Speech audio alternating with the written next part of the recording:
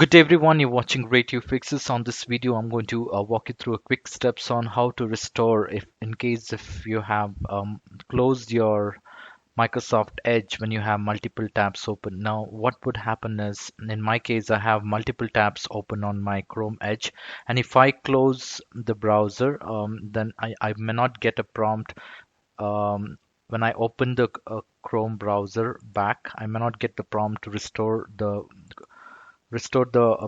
tabs which I've already closed accidentally. Now there is a quick, easy, simple step to restore these tabs. Now Microsoft is working on having this feature prompt enabled. However, as a workaround, you can use this as an option. So what you will have to do is once you accidentally close the Microsoft Edge, the next thing what you will have to do is you will have to press Ctrl+Shift+T as a shortcut, or else you can click on the three dotted lines at the top right corner and click on history and check the box which says, or use the option which says recently closed apps, and that should relaunch all the tabs which you have already uh, closed. So in this way you can go ahead and restore the tabs which you have already accidentally closed in the Microsoft Edge.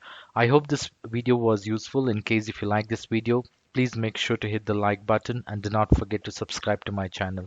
Thank you. Have a great day.